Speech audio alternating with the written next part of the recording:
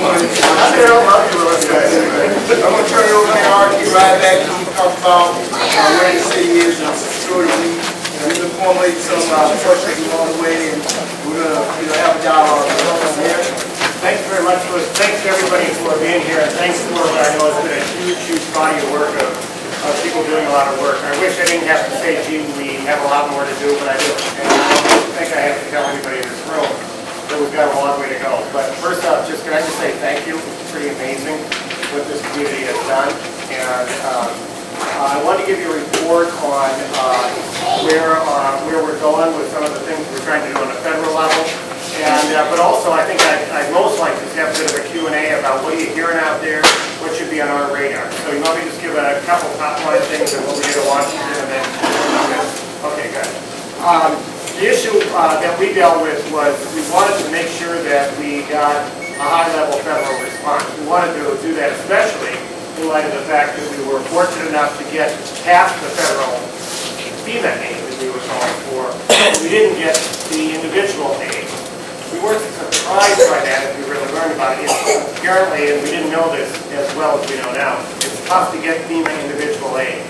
But we also went there saying we needed to figure out whether we should reapply, appeal that, and what else could we do. So we had a very broad palette of things that had to do with, first off, housing, certainly with the rental housing we're dealing, the home ownership, the job training, both for adults and for young people, with a list of what we think are some of the needs in health and family support, including some of the issues that have been brought to us by people from this group about some of the trauma that our kids have gone through, some of the trauma that our adults have gone through, the right kind of support on that.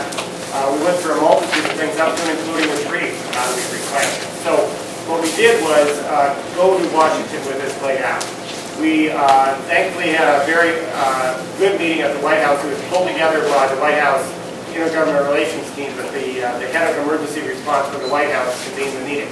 So he's a high-level representative, and he pulled together high-level people from the different departments. That was really good. The first thing we determined was that it made sense for us to encourage the governor to appeal the FEMA rejection of individual aid. That's no slam dunk. It's still hard. We would say the odds are against it, but we also determined that we think we can make an even stronger case as time has gone on, and the consequences are less than we thought. So the bottom line is, we encourage the governor has filed the letter, and the appeal is now underway. If that happens, that's good. That's the thing that I think most of us are wrestling so much with, is how do we get more help to people, individuals who have really suffered it. So that appeal is underway. If we get it, we're thrilled. They'll be back. I just left a meeting about an hour ago. A bunch of people in this room, or a few of them did in this room, left a meeting about an hour ago where we were strategizing a little bit how FEMA comes to town. It's a little bit like when the appraiser comes to your house. You know, that's not the time you want to go off. But we do want to really make sure we're clear about the needs that we see out there. One of the things that we really want to make sure of is that we've got all the information we can about where people are and where they are housed. We've all done our best to get that information, but the case I made to them on housing was twofold. One is disasters don't hit everywhere equally. You hit an area that has great need, it has greater needs. I called it the Katrina effect. Thank God we didn't have Katrina's impact, but it did really ring a bell to them, and that was on their radar, that this area had great needs to start with, and therefore it needs a greater response. The second thing is that a lot of the housing needs that we have are only beginning to show up over time. There are a lot of people, and I'm sure there are plenty of stories people are telling this room, of people who've gone off to live with someone in the family, who's still in a house that's becoming clear is not going to be habitable. They weren't on those original FEMA estimates, so we're going to do everything possible to get that information. But we need everybody to do everything you can to scrub everything you can, find out everything, and feed in any information to us. And feed it into this group here, and then get it to us, then we can get to FEMA. We want to tell the story, so that's number one. But number two, there's a lot of other ways to get assistance. So for instance, in the area of housing, whether we get the FEMA assistance or not, we want to get resources to people who have housing needs. So for instance, we've used a lot of Section 8 vouchers to get the people to find additional housing. We're trying to get more. That's tough, but it's doable. There are community development block grants dollars. So here in this Washington alphabet, CDBG, those are the dollars that are most flexible. It's the things we can use to really help people fix up their homes. Those are super hard to get. We really pushed hard for those. There are very, very few for disasters, but we're seeking them. But there are multiple other places we're going. That's just, I can go into more detail if you want. I'll respond to questions you have. But the bottom line is we're reapplying for the individual aid, but we're also moving down about 6 other tracks in multiple other ways to look for additional resources in all those different areas. Why don't I stop on that? There are a bunch of questions to go ahead now. You want to start? Yes, I'm going to start. And thanks for coming, Mayor. I was wondering about, one of your aides came in and said they was going to help us navigate through the disaster funds the county had. And I was wondering if that still forthcoming. And the governor have disaster funds. We're talking about FEMA a lot, but what about the disaster fund that the state has, the county has, and then one more thing, we're having a big community event at North High. Can you use your resources to get to community organizations that's within control of the mayor's office and send it out so they can know that we're having this event and going to have resources at North High for them on Saturday from 10 to 2. So the two questions about the disaster fund that the county and the state have. Yeah, the communicating thing sounds great, and we'll get us the information. I can get that to Eric. You want to raise your hand there in the back there, and we'll get that. On the issue of state and county, first off, the state's already been a really big partner. In those meetings with Mary Kingenthal, she's the state housing commissioner. We asked her to come along because in those White House meetings, that was really the key issue. So the state is already really engaged. The state will stay engaged. It's one of the good things Governor Dayton, as Representative Champion certainly knows, and many people didn't just land in North Minneapolis after the tornado. He's been really focused on that, and so they're stepping up those efforts. Whether we actually use what are labeled disaster dollars or not, the state's already trying to get us dollars here. We're going to keep pushing it. The county, we can go to the county, but everybody here's got representatives. Mark Stengline is a representative from the county in all of this, and we've stayed in touch with Mark and all that, but frankly, I think people in this room should continue to encourage the county to respond as aggressively as they can on this. So, sure, yeah, I can talk to the county, but I ask all you guys to do it too. No, I don't think Attorney White does great work, and I imagine you've seen some stuff. Thank you. My concern is there's a need for human service, mental health, those kinds of situations that we made a great statement when we said that our county started rising out now. My concern is, or my question for your help, and will you be there to help us if the impending state shuts down, which most of our programs get dollars for that, and these people need help, and we can't get the money because of the legislature. How might you help us? I will be there. The question is how might I help you is not exactly something I can answer at this time. But I am there. This is our problem, not yours. Okay. First off, Turning Point's already done great work. One of the cases that we made in the White House meeting, we were making all over the place, is that this is like a bridge. We rebuilt the bridge didn't have a whole lot of heat. Okay? This community is filled with people who now have gone through terrible traumas.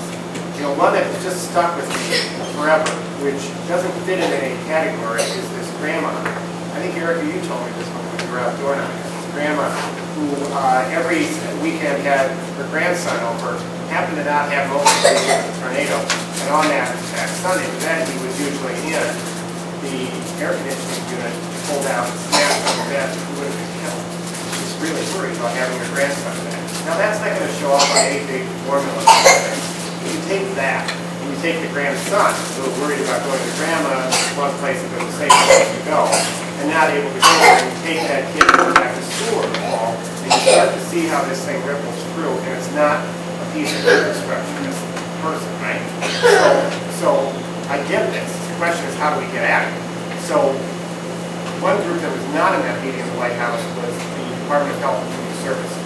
When we began talking about this, everybody in the room acknowledged that they work there, and so we're going to do a separate track on that. So that's where we're going to go federally. Now to your real question on the state. I don't know how the heck to deal with this. going to try to help. I don't know. And Bobby is in it, we're in it, Senator Higgins is in it, and I know that how much you guys depend on that this day and age. And we'll just have to take that one step at a time. I'm sorry to be so vague. I don't have the answer. Mayor, we want to ask for your partnership. First of all, Henry County was here, and as I said, they said they really couldn't account for like 5,000 people. That, I wasn't really clear that that's what they meant. But our concern, we need to really partner with us twofold. One, if people, as you mentioned, are threatening somebody right around here, then they're easy to get to. We're a locally based deal. But they went to Washington County, Bloomington, etc. It's a much bigger deal. But they have to show up to an input worker at some point. The public housing has them on the list. And by September, every child must register in school. So we need you to help push the county to come to the table with what they know. I've asked, we've asked, this community. Because if they're here, we can get to them. If they're not, that's a whole different equation. And this scenario poses a serious threat to our schools. Because if those children are gone, then what's the implications for Lucy Laney and those schools in that box that lost those children? So that's a big deal. The second one is Tom and regulatory services might be to help with this. And the guys from regulatory services were here, we like to ongoing dialogue with them. Build up, everybody's concerned about what will the landlords do, right? So are they pulling permits? We knew how many rental units were in the box before the ordinance. We know the damage to the rental units now. So what's the number and at what rate are they pulling permits at a regular time will allow us to develop an affordable housing availability forecast? Because it says what they're doing. That's really important to us so that it's not speculation about gentrification and secret plans and that kind of stuff. We can be factual with. So is this something we can work together on? Well, absolutely. And I think, knowing a little bit about the way you guys are working, is that a lot of that work takes place in subcommittees and people are engaged in it. I think, Tom, the number I just heard in that meeting before was Tom Strites is our housing director. Tom can be the one who will see much more of the detail on it. So I think the idea is for Tom to be working with the subcommittee on this piece about the housing forecast. The city, and by the way, I don't want to leave the impression the county hasn't been involved. Since like about an hour after the Kathy Timbrook, who is the city county homeless coordinator, and Tom and Commissioner Dorfman have been part of a really good coordinated housing response. The part about that, that number you said about the county saying it couldn't account for 5,000 in the system, when I first heard that, I flipped out because we had 5,000 people missing. And that's the case. What is the case is that they're trying to coordinate all their systems. I think there's been a lot of progress on that, but believe me, I'm in the same boat on that. On the final point, on all of this kind of stuff, the county people are working with us and will be, I believe, at the table with FEMA here with that info. But if you find problems with that, then you got to tell us, and I will push them. We're telling you that. Because see, we're making requests for funding. We're setting priorities. We're trying to determine what's important. This is core information.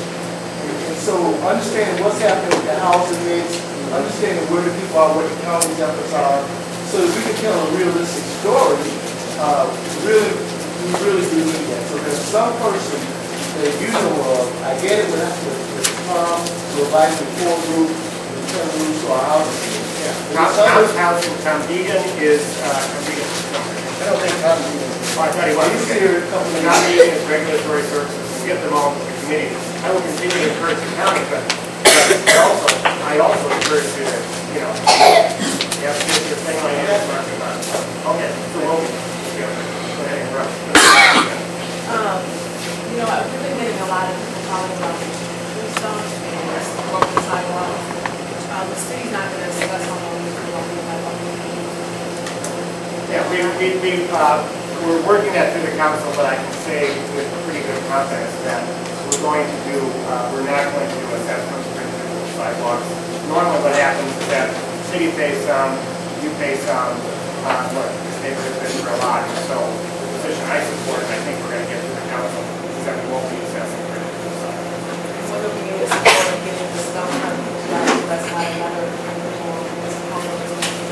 two different things. One, the stumps on the boulevard are the public expense. The stumps in the yard are individual expenses. We understand how expensive the tree thing is. We haven't solved it yet, okay? The trees in the yards, I mean, we know that people are getting, $800,000 bills. These are huge costs, a couple $1,000 bills. We don't know how to solve that one yet, because, that's technically not on our, that's up to the homeowner. But we know this is a huge problem. So we have, I can't solve it. I can say we know the problem, and we're working on it. We stepped into a few places where there were trees on other people's houses, and just took them down because they have to. We actually talked about this problem about an hour ago. I can't promise anything, so number one priority has to be to make sure we take care of what we have. But expect us to keep the rest of that. Got any bright ideas? We'll be interested in it. We all take money. We give, by the way, need for trees, for the Washington, I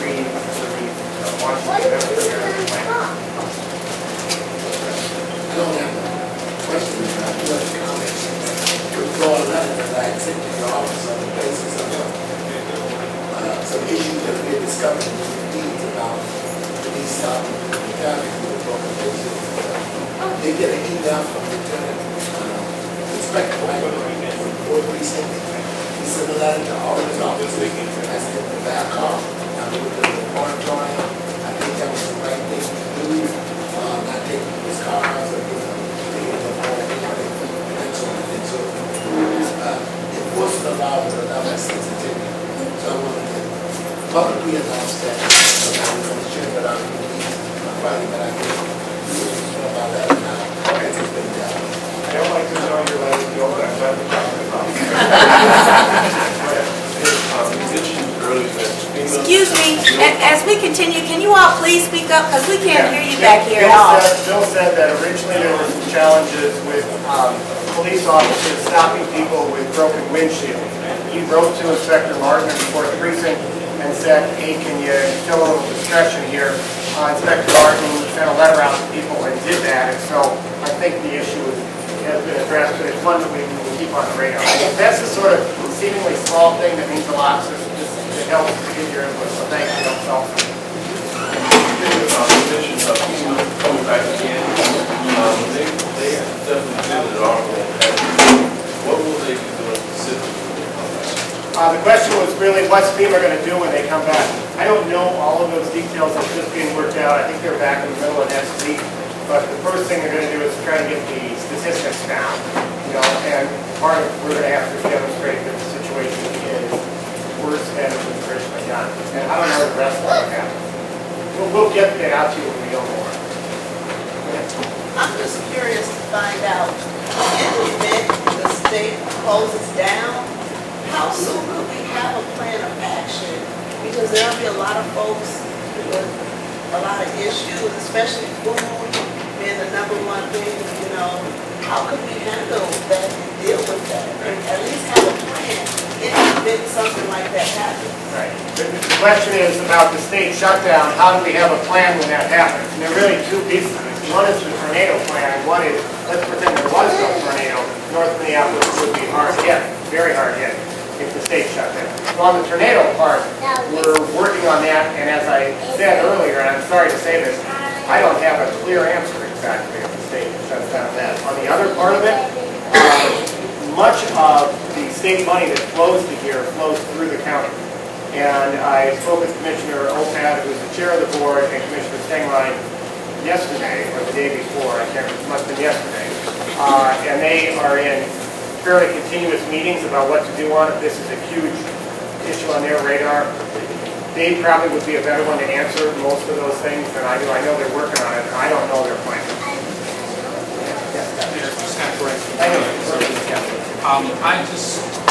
There's a FEMA declaration of public works, and there's going to be some dollars coming into work public sidewalks and things.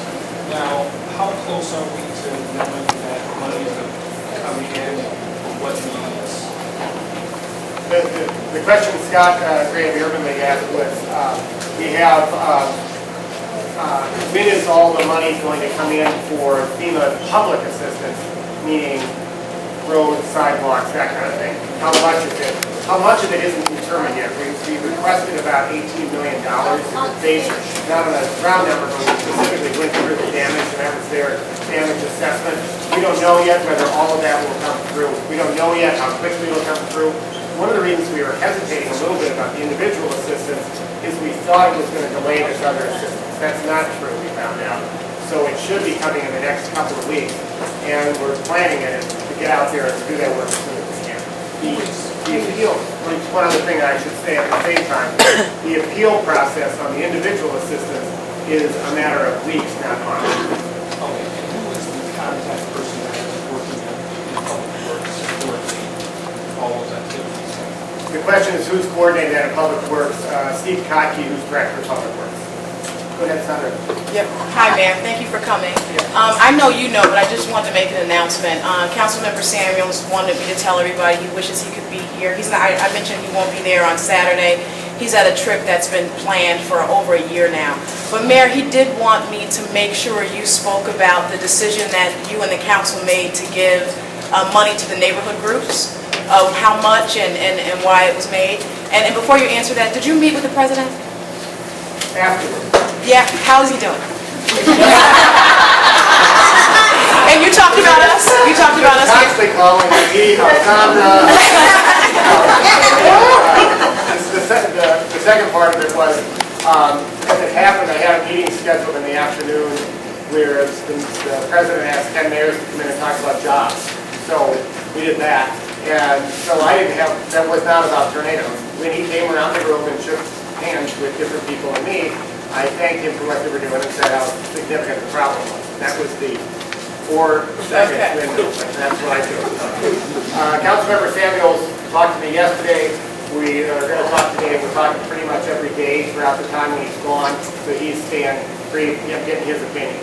One of the things that he and Councilmember Johnson and Hofstad did is they read through the council something that we really wanted to do, which is to get money into neighborhood organizations, because we need to build neighborhood-based capacity here.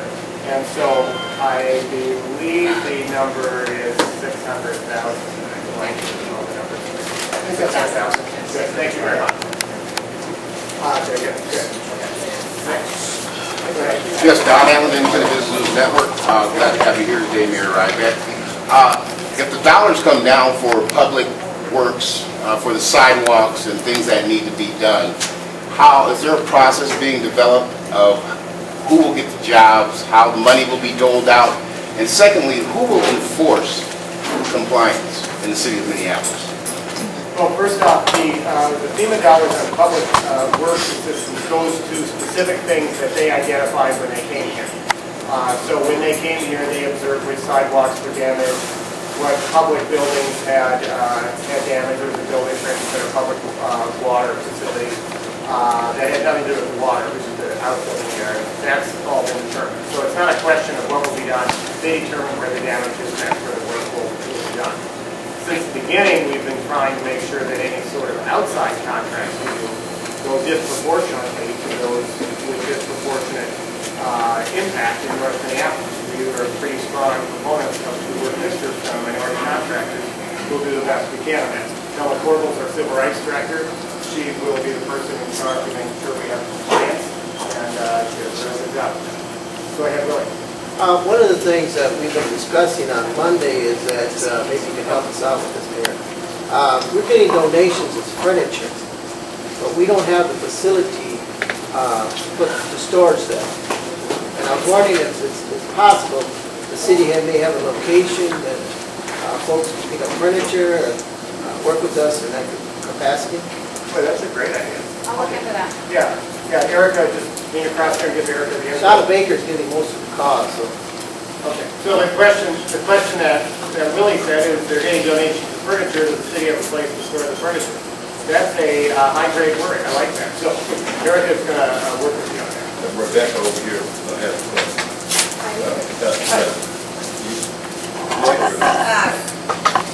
Well, Concern. I have a concern that, for one, and I've heard a lot of it today, so I really appreciate that communication's getting out to families that aren't sheltered in North Minneapolis. Because through my Episcopal church, been reaching out to families that haven't had quite the communication. They have no radios, they have no TVs, so some of those methods are ineffective for those families. And the other is we're now seeing individuals that have recently become homeless not have space in the shelters or overflow. And it's not due to the tornado, just life circumstances. So what are we doing to make sure the needs are being met of individuals outside of tornado displaced families? And these are women with small children that are living on the streets. Yeah, Tom, you want to take it? Sure. Tom Streitzer, Once again, Tom Streitzer, Housing Director. So several things. Number one is, I think most people here now that the county has really been traditionally the provider of emergency shelter. So I think, they've done a very good job. I was at the Armory of the Disaster Recovery Center.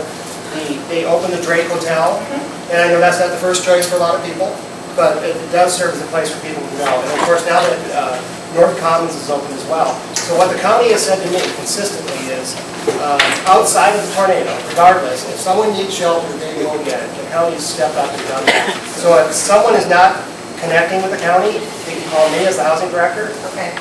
And I literally will make sure they get in contact with Captain Penbrook and Matthew Ayers, and we will find people places to stay. So I literally mean that, call me. Okay. If there's a family that doesn't have a place to go, Sherry and I and Holly and my team of people will work to make sure that they get a place. Well, I think probably the easy thing for people to remember is call 311. And 311 is a great source as well. Yeah, call 311 if you see a person who will do that.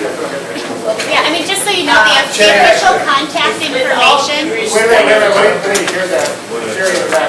Okay, I have our housing resources fact sheet here, and there is a process set up by the Office to End Homelessness in partnership with the City of Minneapolis and the county to have like one number for people to call. Danita Banks is the county contact that's here, and I'm just going to pass these out in case people haven't seen them yet. We pass them out every time we're here, but we want to make sure you all know where to call. Okay, Sherry, I want to be clear about that sheet as well. It's being handed out as inspections goes around as well. Is that right?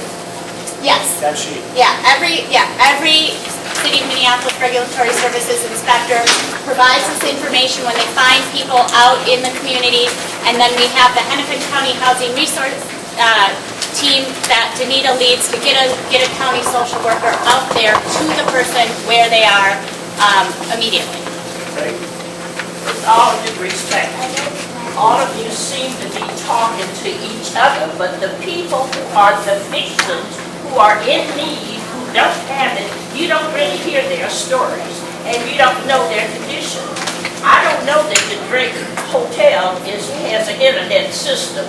I don't know that. Maybe you put something in there. But nonetheless, I'm still saying there is no centrally located place where people can go to see about their needs. You need to have that clearinghouse. All of these agencies and all of the people have their offices and all this. There must be somebody in each one of their offices who can come and do time at a place like Lisa's, which is 4 stories.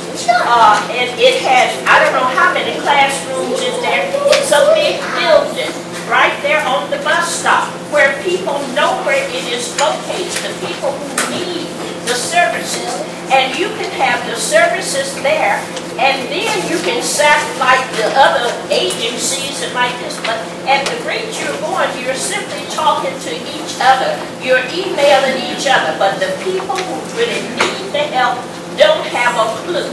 I've been out there and I've talked to them, and we went around with a bullhorn to let people know where the services were. But you're putting all of it on them to try to get to wherever you might be that particular day. I'm saying centrally located at Lincoln, it is the taxpayer school, it is 4 floors, and I don't know how many rooms on the floor, but you can locate there for your emergency. One other thing, and then I will stop. You had no first responder emergency system when the tornado started. When the Channel 5 or Channel 9-1 talked to the man who was one of the assistants who was supposed to be, he said something about Medina, and then the newsman asked him, where did you go when you heard the turn alarm? He said, I went to my home in St. Louis Park. The people did not know who to call, and some of the 311, there were 5 numbers that you had to push in, and then you had to listen to a half a tape before somebody answered. Eddie, let me, if I could, go to the first part of the question and then the second part. The first part of the question is this whole thing that we've wrestled with since the beginning, is where do we point people, and the point is a good one, which is the fact that we're dealing with a lot of people who may or may not have internet, or may not have fees, or have cases. You want to get the services as close to people as you can, but you also want to deliver in a way that's as efficient and effective as you can. Now, most of the services that we're talking about here are county services. And the county folks were there, and I was there for those many hours at the service centers in the neighborhoods, and that was, I think, the right call early, which is to have something directly in the neighborhoods and having that done. It's the county's call, and I think it makes sense. That's not my system, so I can't speak for it. But their call was long-term.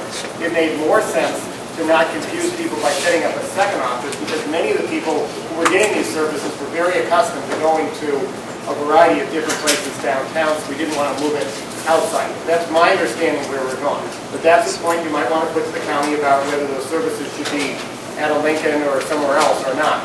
I do think that what's that?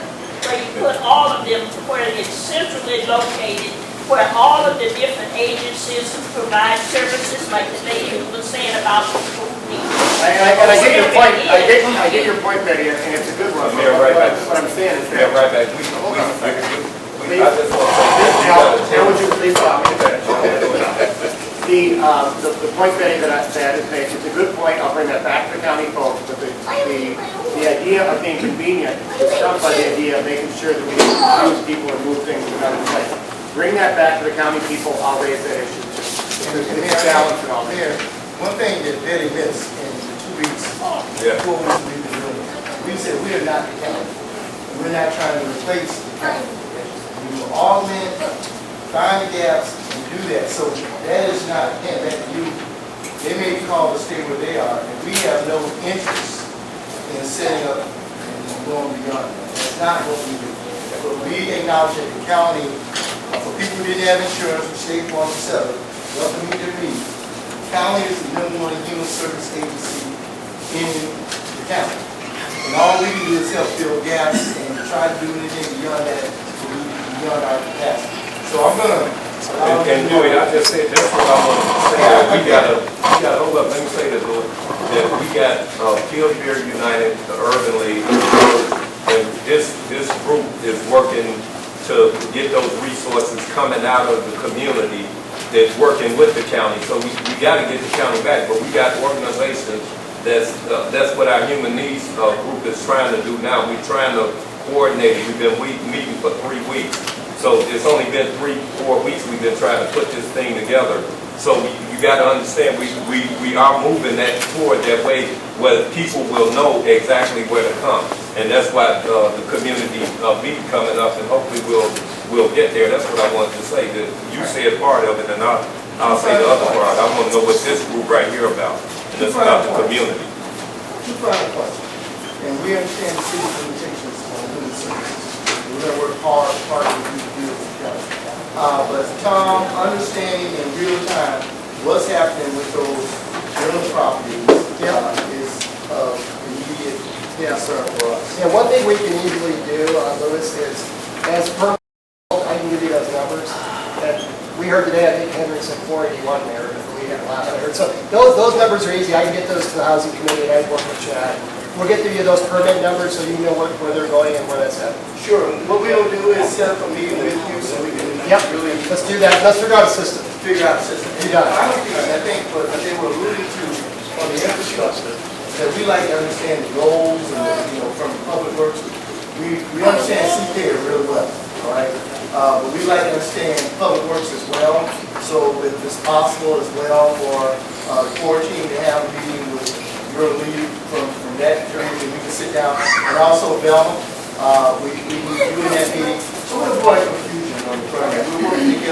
everybody's on the same page, and we can manage expectations. We'd like to have that meeting Friday, that's the workforce team and meeting, but if there's some availability to come and just have some conversation about it, we'd like to do that. Just so I get the right people in the room, Scott, so as I hear the question, the main point is, where is that FEMA public money going to be spent? Right. So I would, if I could get Steve Cockey, the Director of Public Works, or Eddie Hamilton, the Assistant Director, one of those two, I think go over it, and they'll go over saying, these are the sidewalks, this is the building that's going to be done. I have to understand exactly where they're at in the process and whether they actually have laid out that plan specifically yet or not with FEMA questions. But we'll get you what we have. And our whole point is that we want to put together a job matrix around some of those needs, I think, so we can start to figure out long-term, short-term, and long-term, what are the opportunities for people that are in the neighborhood. So as I hear that, you guys are obviously interested in a good sidewalk gets repaired. It's probably more important, what kind of outside contracts are possible within that? Absolutely. Precisely. Thank you so much. I'm slow, but I get very good. Welcome. Thank you all very much, guys. All right. Yeah.